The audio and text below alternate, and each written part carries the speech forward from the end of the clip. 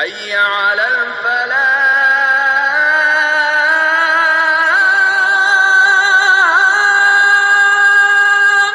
கண்ணியத்துக்குரியவர்களே, அல்லாஹ் நம்மீது பொழிந்திருக்கக்கூடிய அருட்கொடைகளை நாம் நினைத்து பார்த்தோம் என்றால் நம்மால் அதனை கணக்கிடவே முடியாது. ஒவ்வொன்றும் அருட்கொடை தான். நாம் மனிதனாக பிறந்திருப்பதே மிகப்பெரிய அருட்கொடை. இந்த உலகத்தில் எத்தனையோ உயிரினங்கள் இருக்கின்றன, உயிரற்ற பொருள்கள் இருக்கின்றன. அந்த படைப்புகளெல்லாம் சிறந்த படைப்பாக அல்லாஹ் சுப்ஹானஹு வ தஆலா மனிதனைத்தான் படைத்திருக்கிறார். அப்படிப்பட்ட சிறந்த படைப்புகளிலே ஒருவராக அல்லாஹ் தஆலா நம்மை படைத்ததற்காகவே நன்றி சொல்வதற்கு நம்முடைய வாழ்நாள் போதும். கணியத்துக்குரியவர்களே, ஒரு மனிதன் எப்பொழுது நன்றியுள்ளவனாக இருக்கிறானோ அவன்தான் மனிதத்தன்மையுள்ளவனாக கருதப்படுகிறான். எவ்விடத்திலே நன்றி கட்டத்தனம் இருக்கிறதோ அவன் மனித பிறவியோடு ஒரு கீழானவனாக அவன் பார்க்கப்படக்கூடிய காட்சியைத்தான் நாம் பார்த்து வருகிறோம். அற்பமான உதவிகளுக்காக கூட நாம் தேங்க்ஸ் சொல்கிறோம், நன்றி செலுத்துகிறோம். சில உதவிகளுக்காக நாம் வாழ்நாள் முழுவதும் என்ன செய்கிறோம், அவனுக்கு நாம் நன்றியுள்ளவனாக இருக்கிறோம். குறைஞ்சபட்சம் அவன் பார்த்து சிரிக்கவா செய்கிறோம், புன்னகை புரிகிறோம், பிற இடத்திலே சொல்லி காட்டுகிறோம். கொஞ்சம் யோசித்து பாருங்கள், அல்லாஹ் எனக்கு கொடுத்த அருட்கொடைகள் என்ன அப்படின்னு ஒரு பட்டியலை போட்டிங்கன்னா உங்கள் நோட்டு புத்தகமே பத்தாது. ஆனால் அதை விட நமக்கு சோதனைகள் இருக்கிறது அல்லவா, அந்த சோதனைகளைத்தான் நாம் அதிகமாக பேசிக்கொண்டிருப்போம். நமக்கு வந்த நோய்களை, நமக்கு வந்த பிரச்சனைகளை அதிகமாக பேசிக்கொண்டிருக்கிறோம். ஒரு பக்கத்திலே நீங்கள் அல்லாஹ் கொடுத்த அருட்கொடைகளை நீங்கள் பட்டியலிடுங்கள், இன்னொரு புறம் அல்லாஹ் உங்களுக்கு கொடுத்த அல்லது உங்களுக்கு வந்த சில சோதனைகள் பட்டியலிட்டீங்கன்னா கண்டிப்பாக நிச்சயமாக அல்லாஹ் கொடுத்த அருட்கொடைகள் தான் நமக்கு அதிகமாக இருக்கும். நம்முடைய கண்கள், பார்க்கக்கூடிய கண்கள், கேட்கக்கூடிய செவிகள், பேசக்கூடிய நாவு, சுவையை உணரக்கூடிய அந்த நாவில் இருக்கக்கூடிய அந்த மொட்டுக்கள், உணர்வுகளை உணரக்கூடிய அந்த தோல், வலிமையான எலும்புகள், நடக்கக்கூடிய கால்கள், முடமில்லாத கைகள், இப்படி ஒவ்வொன்றாக நீங்கள் அடுக்கிக் கொள்ளலாம். ஒழுங்காக வளரக்கூடிய நகங்கள், தலையில் இருக்கக்கூடிய முடி கூட முடி உதிர்ந்தவங்களுக்கு தான் வழுக்கை ஆகிட்டு போனது தான் முடியோட அருமை தெரியும். ஒவ்வொன்றையும் நீங்கள் கணக்கிட்டு பாருங்கள். அற்பமான அந்த முடி கூட எவ்வளோ பெரிய அருட்கொடை என்பதை நீங்கள் பாருங்கள். ஆக அப்படிப்பட்ட இறைவனை நாம் புகழ்கின்றோமா, அவனுக்கு நன்றி உள்ளவர்களாக இருக்கிறோமா என்பதை கொஞ்சம் யோசித்து பார்க்க வேண்டும். அல்லாஹ் சுப்ஹானஹு வ தஆலா தன்னை பற்றி அறிமுகப்படுத்தும் பொழுதே திருக்குர்ஆனுடைய ஆரம்ப வசனத்திலேயே அல்ஹம்துலில்லாஹி ரப்பில் ஆலமீன், எல்லா புகழும் அனைத்து உலகிற்கும் இறைவனாகிய அல்லாஹ்வுக்கே உரியதாக என்று அல்லாஹ் சுப்ஹானஹு வ தஆலா சொல்கிறார். அதேபோல இறை நம்பிக்கையுடைய அந்த பண்புகளை குறித்து நாளை மறுமையிலே ஒரு சுவனத்திலே நுழைக்கும் பொழுது சொல்வார்கள், வாஹிதவாகும் அனில் அல்ஹம்துலில்லாஹி ரப்பில் ஆலமீன், மேலும் அகிலத்தாவின் அதிபதியான அல்லாஹ்வுக்கு எல்லா புகழும் என்பதே அவருடைய அனைத்து விஷயங்களின் முடிவுரையாக இருக்கும் என்பதாக அல்லாஹ் தஆலா இறை நம்பிக்கையுடைய பண்புகளை பற்றி சொல்லி காட்டுகிறார். நாம் என்றைக்காவது அல்லாஹ் கொடுத்த அருட்கொடைகளுக்காக, இறைவா இதை கொடுத்ததற்காக நான் உனக்கு நன்றி செலுத்துகிறேன், உன்னை புகழ்கிறேன் என்று சொல்லியிருக்கிறோமா? யோசித்து பாருங்கள். நபிகள் பெருமானார் ஸல்லல்லாஹு அலைஹி வஸல்லம் இப்படி சொல்வார்கள், இறைவா நாங்கள் பலவீனர்களாக இருந்தோம், எங்களை பலமிக்கவர்களாக ஆக்கினாய், உனக்கே எல்லா புகழும். இறைவா நாங்கள் இழிவானவர்களாக இருந்தோம், நீயே எங்களை கண்ணியப்படுத்தினாய், உனக்கே எல்லா புகழும். நாங்கள் ஏழைகளாக இருந்தோம், நீதான் எங்களை தன்னிறைவை உடையவர்களாக ஆக்கினாய், உனக்கே எல்லா புகழும். எங்களுக்கு இஸ்லாத்தை தந்தாய், உனக்கே எல்லா புகழும். ஈமானை தந்தாய், உனக்கே எல்லா புகழும். குர்ஆனை தந்தாய், உனக்கே எல்லா புகழும். குடும்பம், குழந்தைகள், பொருள் ஆகிய அனைத்துக்கும் உனக்கே எல்லா புகழும். புகழும் நம்ம அப்படி போனதற்கமாக கொஞ்சம் யோசிச்சுப்பார். நம்முடைய நல்ல குடும்பத்திற்காக, நல்ல மனைவிக்காக, நல்ல சாலிகான குழந்தைகளுக்காக, நல்ல செல்வத்திற்காக, நமக்கு ஒரு நிம்மதியான மகிழ்ச்சி பொருந்திய வாழ்க்கை, இந்த உலகத்திலே ஒரு பசி இல்லாத வாழ்க்கையை வாழ்வதற்காக நாம் அல்லாஹ்வுக்கு நன்றி செலுத்தி இருக்கிறோமா, அல்லாஹ்வை புகழ்ந்திருக்கிறோமா என்பதை கொஞ்சம் யோசித்து பார்க்க வேண்டும். நாம் என்றைக்காவது அல்லாஹ்வுடைய அருளை நினைத்து நாம் நன்றியற்றவர்களாக இருக்கிறோம் என்று அழுதிருக்கிறோமா, சுஜூதிலே இருந்து அழுதிருக்கிறோமா என்பதை கொஞ்சம் யோசித்து பார்க்க வேண்டும். அல்லாஹ் சுப்ஹானஹு வ தஆலா தனது திருமறையிலே சொல்கிறான், உங்களுக்கு வந்த அனைத்தும் அல்லாஹ்விடமிருந்து தான் வந்தவை. என்ன அருட்கொடைகளாக இருக்கட்டும், அந்த அருட்கொடைகள் அனைத்தும் அல்லாஹ் தான் உங்களுக்கு கொடுத்திருக்கிறான் என்பதை நாம் நினைத்து. நம்ம யாரும் கொண்டு வரல, பிறக்கும்போது யாரையும் கொண்டு வரல. இந்த உலகத்தில் நம்ம கொண்டு வந்தோமா? நமக்குரிய தாய் தந்தையை நாம் தேடிக்கொண்டோமா? நாம் எங்கே பிறக்க வேண்டியதை நாம் தேடிக்கொண்டோமா? நாம் முடிவு செய்து கொண்டோமா? எந்த நாட்டிலே, எந்த மொழி பேசக்கூடிய எந்த இனத்திலே, எந்த வீட்டிலே பிறக்க வேண்டும் நாம் முடிவு செய்திருக்கோம்? யாருக்கு தெரியாது? நமக்கு தெரியாது, நம்ம பெற்றோர்களுக்கு தெரியாது. நம்ம நினச்சிருப்போம், நான் இப்படி படிக்கணும்னு நினச்சிருப்போம். நினச்சதெல்லாம் நிறைவேறது கிடையாது. எல்லாருக்கும் பணம் சேர்க்க வேண்டும் ஆசை இருக்கும், ஆனால் எல்லாராலும் பணம் சேர்க்க முடியாது. ஆனால் அவனை விட இன்னொருத்தன் அதிகமாக உழைப்பான், அவனுக்கு பணம் சேர்க்க முடியாது. எல்லோரும் அறிவுகளாக விட முடியாது, எல்லோரும் எடுத்தார்களாக விட முடியாது, எல்லோரும் பேச்சாளர்களாக விட முடியாது, எல்லோரும் மருத்துவர்களாக விட முடியாது. அல்லாஹ் யாருக்கு எதை கொடுக்க நாடுகிறானோ அவங்களுக்கு தான் முடியும். அல்லாஹ் தேர்ந்தெடுக்கின்றான். அவர்களுக்கு யாராருக்கு எது பொருத்தமானதோ அந்த பொருத்தமான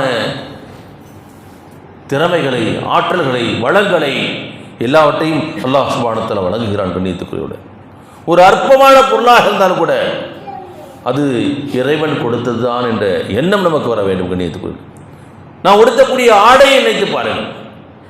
நான் சம்பாதிச்சேன், நான் கடையில் போனேன், ஒரு பிராண்டட் ஷர்ட் வாங்கிட்டேன் என்று நான் நிம்மதியாக இருந்தேன். அல்லாஹ் பருத்தி படைக்காமல் இருந்தால், விளைவிக்காமல் இருந்தால் நம்மால் ஆடை அணிய முடியாது. இலைதலைகளைத்தான் கட்டி கொண்டிருக்க வேண்டும், இல்லையா? அல்லாஹ் சுப்ஹானஹு வ தஆலா பருத்தி அதிலிருந்து நூல் நூற்க வேண்டும். அல்லாஹ் தஆலா எப்படி எவ்வளவு ஒரு நுணுக்கத்தோடு இந்த படைப்புகளை உருவாக்கி இருக்கான்னு கொஞ்சம் யோசித்து பார்க்க வேண்டும். அதனால தான் நபிகள் பெருமானார் துஆ செய்வாங்க, நான் மறைக்க வேண்டிய பகுதிகளை மறைப்பதற்கு ஆடை தந்து படைப்புகளுக்கு மத்தியில் என்னை அணுகுபடுத்தி அல்லாஹுக்கு இணைத்து போடும்னு சொல்வார்கள். இப்படி ஆடை நினைச்சா கூட இது அல்லாஹ்வுடைய மிகப்பெரிய அருட்கொடை. ஆடை இல்லாத மனிதன் அரை மனிதன் என்று சொல்வார்கள்.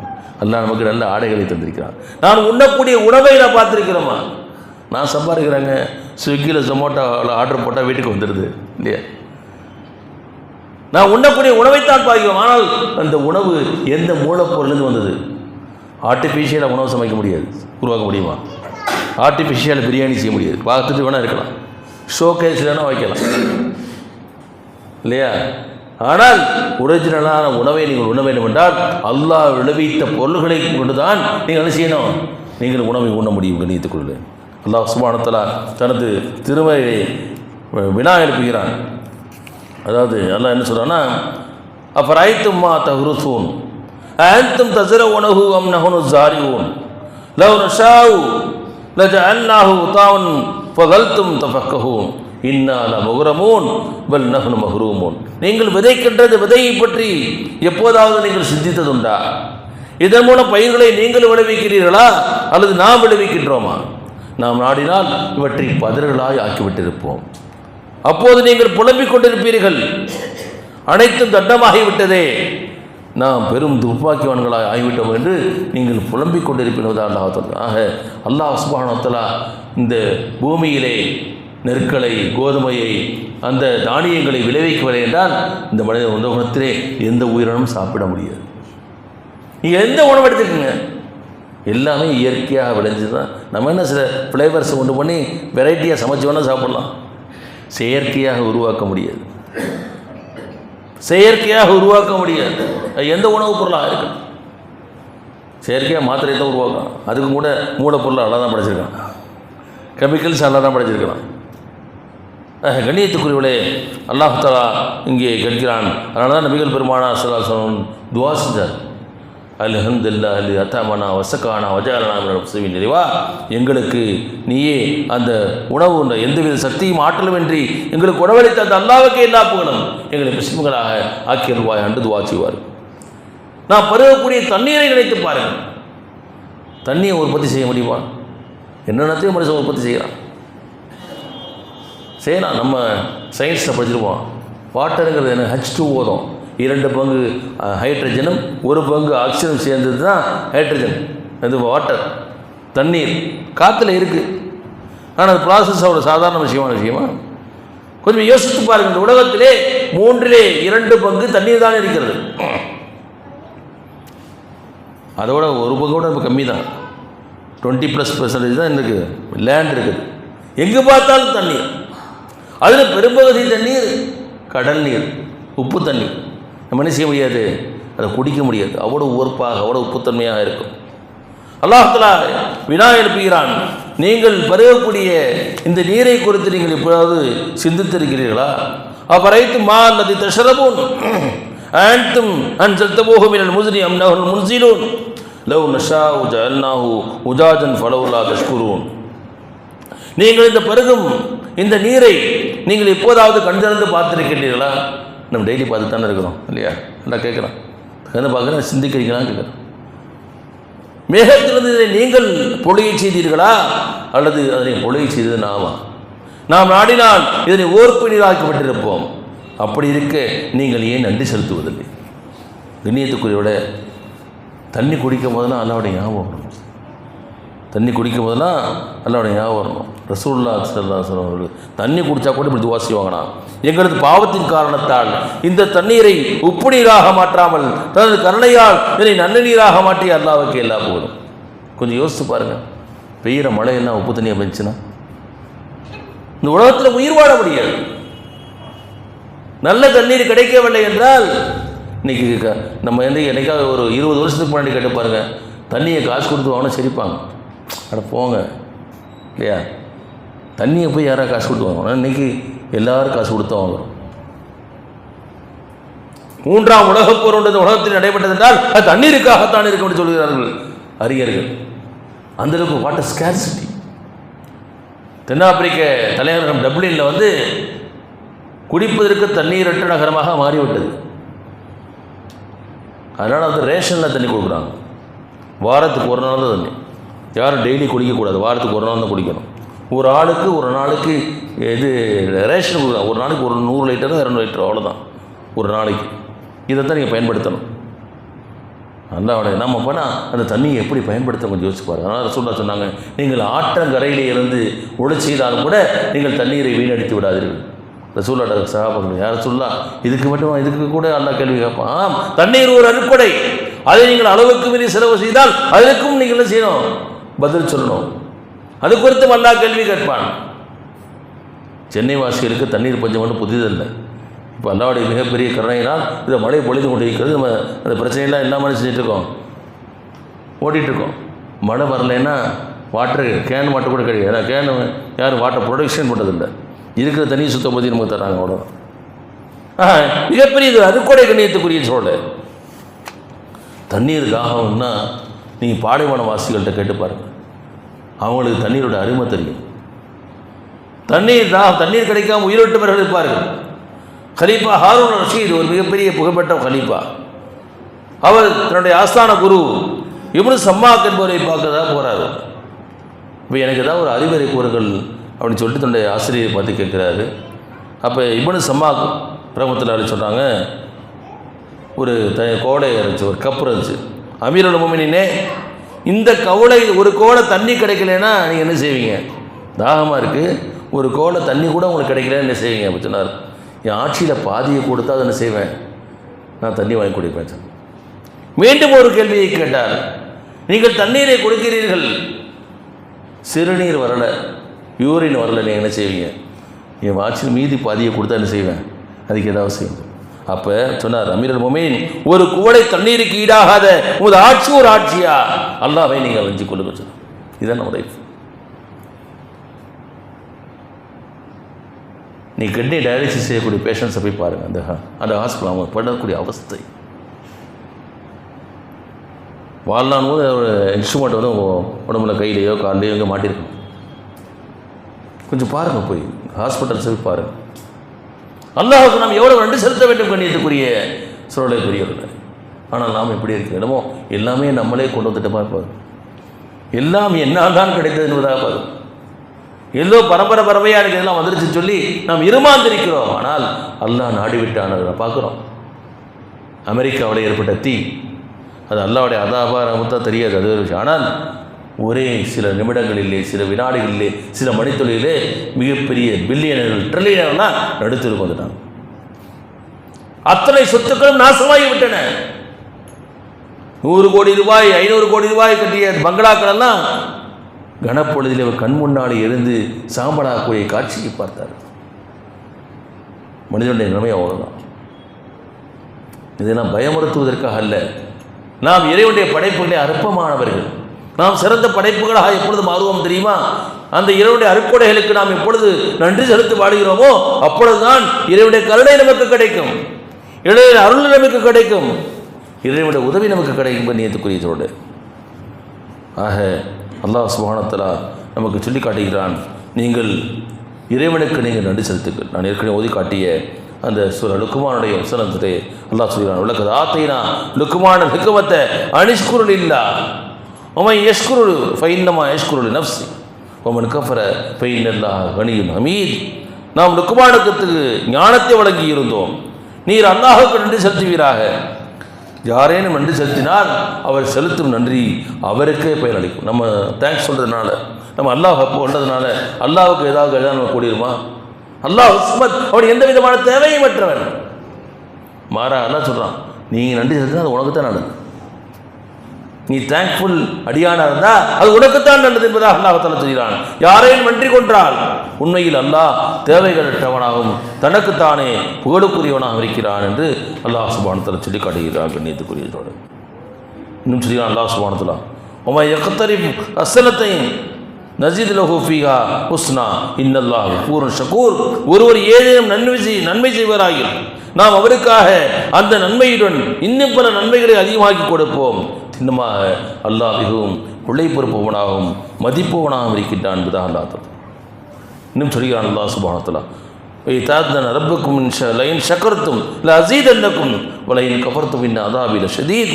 மேலும் உங்கள் இறைவன் இவ்வாறு அறிவித்திருந்ததை நினைவு கூறுங்கள், நீங்கள் நன்றி செலுத்துவீர்களாயின் நிச்சயம் நான் உங்களுக்கு மென்மேலும் வழங்குவேன். நல்லா சொல், நீங்கள் இறைவனுக்கு நன்றி செலுத்தினா உங்களுக்கு இன்னும் அதிகமாக கொடுப்பேங்கிறான். இன்னும் அதிகமாக கொடுப்பேன், நீங்கள் நன்றி செலுத்த கொள்வீர்களாயின் திண்ணமாக எனது தண்டனை மிக கடுமையானதாகும் என்பதாக அல்லாஹ் சுப்ஹானஹு வ தஆலா எச்சரிக்கிறான். கண்ணியத்துக்குரியவர்களாக நாம் நன்றியுள்ளவர்களாக இருக்க வேண்டும், நன்றி செலுத்துவர்களாக இருக்க வேண்டும். எந்த அளவிற்கு என்றால் இறைவனுக்கு நாம் எப்படி நன்றி செலுத்துவது? ஒன்று அல்லாஹ்வை புகழ்வது, தேங்க்ஸ் சொல்கிறது மட்டும் இல்லை, இறைவனுடைய படைப்புகளுக்கு நீங்கள் செய்யணும், நன்றி உள்ளவராக இருக்க வேண்டும். இறைவனுடைய படைப்புகளுக்கு நீங்கள் சேவை செய்யக்கூடியவர்களாக இருக்க வேண்டும்.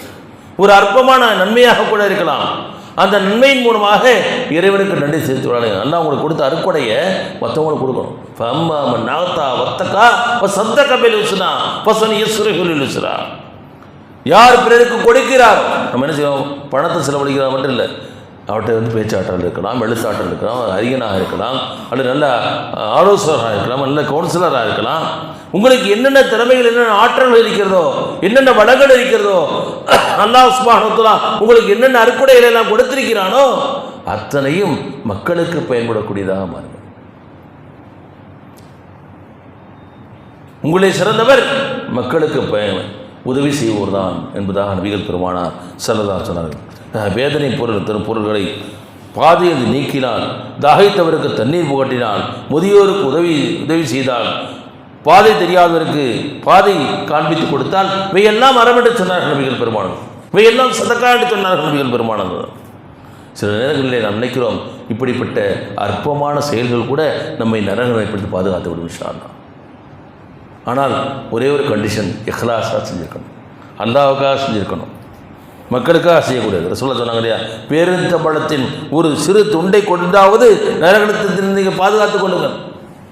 ஒரு பாதி பேரிச்சம்பழத்தை கொடுக்குறாங்க, என்ன வந்துட போகுது, அவன் வயிறு நினைச்சிருமா. ஆனால் நீ இஹ்லாஸ் கொடுத்தீங்கன்னா அதன் மூலமாக கூட அல்லாஹ் அவனை நரகம் புரிந்து காப்பாற்றி விடுவான் என்பதாக நபிகள் பெருமானார் ஸல்லல்லாஹு அலைஹி வஸல்லம் சொல்லியிருக்கிறார். கண்ணியத்துக்குரிய சொல்லு. ஆக நீங்கள் என்ன கொடுத்தீர்கள் என்பது அல்ல, எந்த மனநிலையோடு நீங்கள் கொடுத்தீர்கள், எந்த இஹ்லாஸோடு கொடுத்தீங்க. 1 கோடி ரூபா கொடுத்துட்டு தான் பேரை பெருசாக போடுக்கிற பெரிய விஷயம் இல்லை. ஆனால் அவன் சம்பாதிக்கக்கூடிய 100 ரூபாயில் ஒரு 10 ரூபா இஹ்லாஸாக அல்லாஹ் கொடுத்தனா, அல்லாஹ்வுடைய பார்வையிலே அந்த 1 கோடியை விட அவன் கொடுத்த அந்த 10 ரூபா மிக மேலானதாக இருக்கும். எத்தனையோ உதாரணங்களை நாம் சொல்லிக்கொண்டே போக முடியும். கண்ணியத்துக்குரிய சொல்லுது. நபிகள் பெருமானார் ஸல்லல்லாஹு சொன்னாங்க, உலகம் 4 பேருக்கு உரியதா அப்படி சொல்லி 4 டைப் ஆஃப் பீப்புளை சொன்னாங்க. 4 பேர் தான் 4 பேர் டைப். அதில் ஃபஸ்ட்டு டைப் என்னென்னா, இறைவனவருக்கு பெரும் செல்வத்தையும் கல்வியையும் கொடுத்திருக்கிறான். அவர் செல்வமும் இருக்குது, கல்வி அறிவும் இருக்கிறது. அந்த இரண்டையும் இறைப்பாதையிலே இவர் செலவு செய்கிறார். இது ஒரு குரூப். இவர் ஒரு டைப். இரண்டாவது டைப் என்னென்னா, இறைவன் இவருக்கு கல்வியை கொடுத்தான், ஆனால் செல்வத்தை கொடுக்கவில்லை. நாலேஜ் இருக்குது, ஆனால் என்ன, பணம் இல்லை. இவர் நினைக்கிறார், அந்த மனிதனை போட்டு எனக்கும் செல்வம் இருந்தால் நானும் நல்ல வழியில் செலவு செய்வேனே என்று நல்லா ரசூலுல்லாஹ் சொன்னாங்க. இந்த 2 பேருக்குமே சமமான நற்கூலி கிடைக்கும். யாருக்கு? செல்வமும் இருக்கிறது, கல்வி அறிவும் இருக்கிறது. அவர் செல்வத்தையும் செலவழிக்கிறார், கல்வியை நல்ல முறையில் பயன்படுத்துகிறார். அவருக்கு என்ன கூலி கிடைக்குமோ அதே போல் ஒருவருக்கு செல்வம் இல்லாவிட்டாலும் அவருக்கு இந்த இல்மை வைத்துக்கொண்டு அதை மாதிரி ஆசைப்படுறாரு. பார்த்தீங்களா, நியாயமாக 2 பேத்துக்கு ஒரே மாதிரியான கூலியை எல்லாத்தில் கொடுப்பான். ஏன்னா இன்னமல் அமார் பின்னியா, எண்ணங்களை பொறுத்து செயல் அமைந்தன. 3வது டைம் அதிகாரம், செல்வம் அனைத்தும் கொடுக்கப்பட்டவர். இதன் மூலம் செய்யக்கூடாத அநியாயம் அத்தனையும் செய்கிறார். இது 3வது டைம். அநியாயக்காரன். அவனுடைய செல்வம் இருக்குது, அதிகாரம் இருக்குது, எல்லாம் இருக்குது, ஆனால் நல்ல விஷயங்களை செய்வதில்லை. 4வது இருக்கிறவர் ஏழையாக இருக்கிறார். அவர் செல்வம் இல்லை, அதிகாரம் கிடையாது. ஆனால் அவர் என்ன நினைக்கிறார்னா, அந்த அதிகாரம் பண்ணிட்டு இருக்கான் பார்த்தீங்களா, அவனை மாதிரி எனக்கு அதிகாரம் செல்வத்தை நானும் அவனை மாதிரி இருப்பேனே, நான் சந்தோஷமாக ஆடுவேன். ரசூலுல்லாஹ் சொன்னாங்க, இவங்க 2 பேரும் ஒன்று. ஏன்னா இவன் தப்பு செய்யலை. யார்? ஏழை தவறு செய்யவில்லை. ஆனால் இவருடைய எண்ணம் என்னவா இருந்ததுன்னா, யார் அநியாயக்காரனாக இருக்கிறானோ அவனைப் போல இருப்பதற்கு ஆசைப்பட்டான், அவனும் இவனும் சமம் என்பதாக நபிகள் பெருமானார். நாம் செய்யக்கூடிய எந்த ஒரு விஷயமாக இருக்கும், இறைவனுக்கு நன்றி செலுத்துவது என்பது அந்த இஹ்லாஸோடு இருக்க வேண்டும், இறை திருப்திக்காக இருக்க வேண்டும், இறைவனத்திலே கூடிய எதிர்பார்த்ததாக நாம் இருக்க வேண்டியதாக இங்கே நபிகள் பெருமானார் ஸல்லல்லாஹு அலைஹி வஸல்லம் இந்த சம்பவத்திலே நமக்கு சொல்லி காட்டியிருக்கிறார்கள் கண்ணியத்துக்குரியதோடு. ஆக நாம் பார்க்கலாம், எத்தனையோ நாம் வரலாற்று உதாரணங்களை நாம் நபிகள் பெருமானார் ஸல்லல்லாஹு அலைஹி வஸல்லம் வாழ்க்கையிலே, சஹாபாக்களுடைய வாழ்க்கையில் பார்க்க முடியும் கண்ணியத்துக்குரியதோடு. நம்முடைய வாழ்க்கையை கொஞ்சம் யோசித்து பாருங்கள். நாம் எப்படி வாழ்ந்து கொண்டிருக்கிறோம், நாம் இறைவனுக்கு நன்றியுள்ளவர்களாக இருக்கிறோமா என்பதை நாம் பார்க்கிறோம். நம்ம ஒன்று செய்கிறோம், நம்ம இறைவனுடைய பாதையில் செலவழித்தோம்னா, என்னுடைய நேரத்தை கொடுத்தோம் என்றால், என்னுடைய உழைப்பை கொடுத்தோம் என்றால், நான் என்னுடைய ஆற்றலை இறைவனுடைய பாதையை நான் பயன்படுத்தினேன் என்றால், நம்ம இங்கே ஓட்டாண்டி ஆகிடுவோம். இந்த உலகத்தில் ஒன்றும் கிடைக்காதுன்னு நினச்சிட்டு இருக்கோம். கொஞ்சம் யோசித்து பாருங்கள், நம்முடைய வாழ்க்கை எப்படி இருக்கிறது. நமக்கு விவரம் தெரிந்த நாளில் ஒரு 60 வயது அல்லது 70 வயது வாழ்ந்து வச்சுக்கோங்க, ஒரு 15 வயசு வரைக்கும் நம்ம என்னது பிறகு டிபெண்ட் பண்ணி தான் இருக்கிறோம். அல்லது ஒரு டிகிரி முடிக்கிற வரைக்கும், 21 இயர்ஸ் வரைக்கும், அதுக்கு பிறகு சம்பாரித்தா நம்முடைய வாழ்க்கையில் கொஞ்சம் என்ன தான் நம்ம அச்சீவ் பண்ணியிருக்கோம், என்ன தான் அச்சீவ் பண்ணியிருக்கோம். ஒரு பட்டத்தை வாங்கியிருப்போம், அடுத்து சில பட்டங்களை வாங்கியிருப்போம், சம்பாதிச்சிருப்போம், சாப்பிட்ருப்போம், தூங்கியிருப்போம், ஒரு வீடை கட்டியிருப்போம், நம்ம பிள்ளைங்களுக்கு கல்யாணம் முடிச்சு கொடுத்துருப்போம். திரும்பி பார்த்தா ஒன்று இருக்குது. இதே நிலையை நாம் மரணித்து விட்டோம் என்றால் நம்முடைய நிலைமை என்ன கொஞ்சம் யோசித்துப்பார். இறைவன் கொடுத்த அற்கொடைகளுக்காக ஏதோ மற்ற விலங்குகளைப் போல நானும் வாழ்ந்தேன், நானும் உண்டேன், நானும் இனப்பெருக்கம் செய்தேன், நானும் மடித்து விட்டேன் என்றால் நமக்கும் மற்ற விலங்கினருக்கும் என்ன வித்தியாசம் இருக்கிறது? கண்ணியத்துக்குரியவரோட இறைவன் அதற்காக படைக்கவில்லை. ஏதோ வாழ்ந்து மடிவதற்காக, பணம் சம்பாதித்து உண்டு கழித்து மகிழ்ந்து உறங்குவதற்காக மட்டும் படைக்கவில்லை. அது தேவைதான். அதெல்லாம் அதுக்காக நீங்கள் எல்லாத்தையும் திறந்துட்டு நீங்கள் துறவரமாக முனிவர்களாக நீங்கள் துறவிகளாக சென்று விடுங்கள் என்று இஸ்லாம் சொல்லவில்லை. மாறாக இறைவன் கொடுத்த அருட்கொடைகளுக்கு நன்றியுள்ள அடியார்களாக வாழுங்கள் என்பதாகத்தான் அல்லாஹ் சுப்ஹானஹு வ தஆலா நமக்கு அறிவுறுத்துகின்றார். இறுதியாக ஒன்றை மட்டும் நான் சொல்லி முடிக்கின்றேன். இமாம் அஹ்மத் பின் ஹம்பல் ரலியல்லாஹு காலத்தில் நடந்த ஒரு சம்பவம். ஹிஜ்ரி 219 பாக்தாத் நகரத்திலே இமாம் அஹ்மத் பின் ஹம்பல் ரலியல்லாஹு ரஹ்மத்துல்லாஹி அலைஹி அவர்கள் வாழ்ந்த இந்த காலகட்டம். ஹம்பலி இமாம் சொல்லுவோம் இல்லையா. முஸ்னத் அஹ்மத் என்ற மிகப்பெரிய நபிமொழி தொகுப்பை கிட்டத்தட்ட 26,000க்கும் மேற்பட்ட ஹதீஸ்களை தொகுத்தவர்கள். அவங்க அந்த ஹதீஸ் புத்தகத்தை தொகுத்துட்டு தான் பையன்கிட்ட சொன்னாங்கன்னா, அருமை மகனே, இனிமேல் ஹதீஸ் நான் தொகுத்தது மட்டும்தான் ஹதீஸ், இதுக்கு மேலே யார் ஹதீஸ் சொன்னால் அவன் என்ன பொய் சொல்லலான்னு அர்த்தம். அந்தளவிற்கு ஹதீஸிலே ஒரு அத்தாரிட்டேட்டிவான ஒரு மிகப்பெரிய இமாம் அவர்கள். அவருடைய காலத்தில் அபு நஸ்ர் என்ற ஒரு நல்ல மனிதர். அவர் ஒரு ஏழை மீன் வியாபாரி. சாப்பிட்றதுக்கு வீட்டில் எதுவுமே கிடையாது. எந்த அளவுக்குன்னா அவர்களுடைய மனைவி மக்களும் சில நேரங்களில் மரத்துண்டுகளை தண்ணீரிலே ஊற வைத்து தங்கள் பசியை அடக்கிக் கொள்வார்கள். அந்தளவுக்கு ரொம்ப கொடுமையான ஒரு நாள் பள்ளிவாசலே அழுது அந்நாடத்தில் கொண்டாடி கொண்டிருக்கிறார். அப்படி இமாம் அஹமது ஹம்பல் வந்து என்ன செய்கிறாங்க பார்க்குறாங்க, என்னப்பா அவனுக்கு என்ன விஷயம், தன்னுடைய வறுமையை சொல்கிறார். இப்போ சொல்கிறார், நீ வந்து என்ன செய்ய, ஒரு வலை எடுத்துகிட்டு வா, அவன் என்னோட கடற்கரைக்கு வான்னு சொல்லி ஒரு கடற்கரை கூட்டு போகிறார். 2 பேரும் சேர்ந்து அங்கே வலை வீசினாமல் ஒரு பெரிய மீன் மாட்டுகிறது. சந்தையில் போய் விற்றுட்டு அன்றைக்கு நீண்ட நாட்களுக்கு பிறகு 2 ரொட்டி துண்டுகளை வாங்கி கொண்டு வீட்டுக்கு வரார். இப்படி அல்லாஹ் சுப்ஹானஹு அவரை சோதனை செய்கிறார். அப்போ ஒரு பெண் கை குழந்தையோடு இருக்கிறார். அவரை பார்த்து சொல்கிறார், நான் சாப்பிட்டு ரொம்ப நாள் ஆச்சு, என் குழந்தை பட்டினியாக இருக்குது, என்னை வந்து என் மேலே இறக்கம் காட்டுங்க, இந்த குழந்தைக்கு ஏதாவது உணவு இருந்தால் கொடுங்க. தனக்காக கேட்கிறார், இந்த குழந்தைக்காக கேட்கிறார். அப்போ அபூ நஸர் சொல்கிறார், அந்த தாயின் இடுப்பில் இந்த குழந்தையை பார்த்தேன், 1000 வணக்கசாலிகள் ஒன்று சேர்ந்து கருணைக்கு கெஞ்சுவது போல இருந்தது. பல நாள் பட்டினி அவள் முகத்தில் தெரிந்தது. நான் எண்ணினேன், அல்லாஹ்வின் சோதனை இது, என் கையில் இருக்கும் ரொட்டி துண்டை நான் அவளுக்கு கொடுத்தால் பல நாள் பட்டினியாக இருக்கும் என் குடும்பம், என் குழந்தைகள், அவருடைய கதி என்னன்னு யோசித்தேன். ஆனால் சுவனமே குழந்தையின் வடிவில் வந்து உதவி கேட்பது போல தோன்றியது. என் மனம் இலகியது. எதையும் யோசிக்காமல் என் கையில் இந்த ரொட்டிகளை கொடுத்து விட்டேன், வைத்துக் கொள்ளுங்கள், உங்கள் குழந்தைகளுக்கு ஊட்டுங்கள் சொன்னேன். அபூ நஸர் சொல்றார், அப்பொழுது நான் 2 விஷயங்களை கவனித்தேன். ஒன்று, அந்த பொட்டலத்தை வாங்கி அந்த பெண் அழுதால் கண்களிலிருந்து கண்ணீர் வடிந்து ஓடியது. ஒரு நீண்ட நாளைக்கு பிறகு இதே நிலைமை தான் யாராவது இதோட மோசமாக ஒரு வீட்டில் இருக்குது. 2வதாக அந்த குழந்தை என்னை பார்த்து சிரிச்சது. சாப்பிட்றது கிடைச்சிச்சு. என்னால் சிரிக்க முடியவில்லை. கவலையுடன் என் பிள்ளைகள் பசி, மனைவியின் பசி, குடும்பத்தின் பட்டியாக நினைத்தவாறு வீட்டுக்கு போனேன். அந்த அன்றைக்கு இரவும் பசியோடு தான் நாங்கள் அனைவரும் உறங்கினோம். மறுநாள் என்ன வியப்பு தெரியுமா, யாரோ ஒருத்தர் வந்தார். எங்கள் அப்பா அவருக்கு அப்பாட்ட வாங்கின கடன் திருப்பி கொடுத்தார். அதற்கு பிறகு நான் வியாபாரம் செய்தேன், செல்வம் பெருகியது, நான் அதிகமாக ஏழைகளுக்கு கொடுத்தேன் அப்படி சொல்லிட்டு சொல்றார். நான் ஒரு நாள் கனவு கண்டேன். மஹ்ஷர் மைதானத்திலே நான் இருக்கிறேன், கேள்வி கணக்கு நடக்கின்றன, எனது தீமைகள் குறைவாகவும் நன்மைகள் அதிகமாகவும் இருக்கிறது.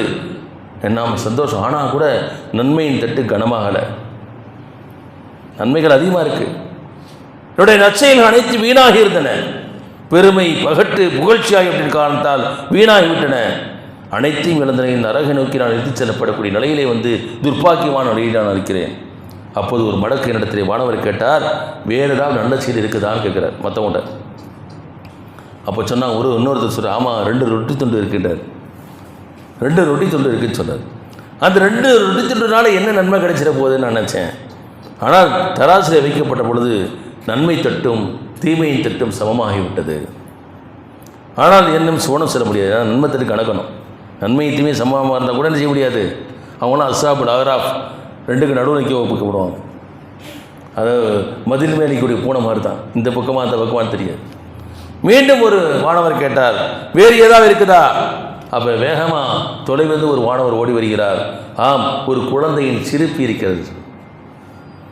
இவர் கொடுத்தார் பார்த்தீங்களா, அதுக்காக அந்த குழந்தை சிரிச்சில்லை, அந்த குழந்தையின் சிரிப்பு இருக்கிறது. அது தராசில் போடப்பட்டது. மீண்டும் இன்னும் ஒரு நன்மை தேவைங்க. 2 கண்ணிய தொழில்கள் இருக்கிறது, பெண்ணின் 2 கண்ணிய தொழில்கள் இருக்கிறது, அதையும் கொடுங்க. அந்த பெண் இது அப்போ நினைக்கிறார். நான் அபூ நஸர் சொல்றார், ஆச்சரியம், குழந்தையின் சிரிப்பும் அந்த பெண்ணின் கண்ணிய தொழிலும் கூட அங்கே நெருக்கப்படுமா? ஏன்னா அல்லாஹ் நீதியானவங்க.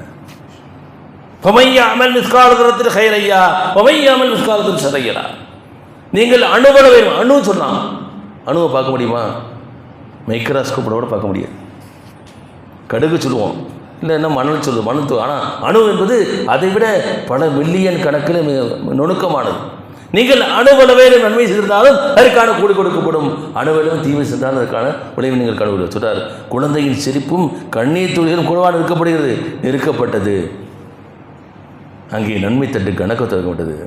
ஒரு வானவர் உடனே உரத்த குலகுனார், அபூ நஸர் வெற்றி பெற்று விட்டார், அபூ நஸர் வெற்றி பெற்று விட்டார். அல்லாஹ் அக்பர். யோசிச்சு பாருங்க. நான் கண் விழித்தேன், அறியாமலே கூறினேன், 2 ரொட்டி துண்டுகளுக்கு பகரமாக நன்றியுடன் சுவனத்தை தந்த இறைவா நீ தூய்மையானவன். அல்லாஹ் கொஞ்சம் யோசிச்சு பாருங்க. நம்ம நினைக்கிற சில விஷயங்கள் அற்பமான விஷயங்கள் நினைக்கிறோம்.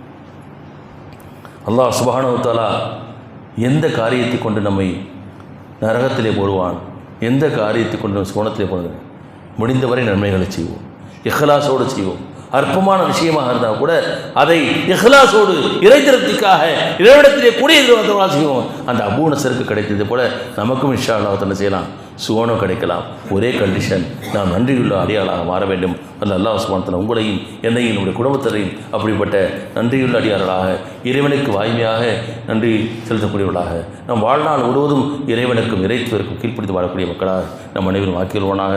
நம்மையும் நம்முடைய குடும்பத்தினரையும் நரக நெருப்பிலிருந்து காப்பாற்றி சுவனத்தில் நுழைப்பானாக. ரப்பனா தக்கப்பல் மின்னா இன்னக அன்தஸ் ஸமீஉல் அலீம் வ துப் அலைனா இன்னக அன்தத் தவ்வாப்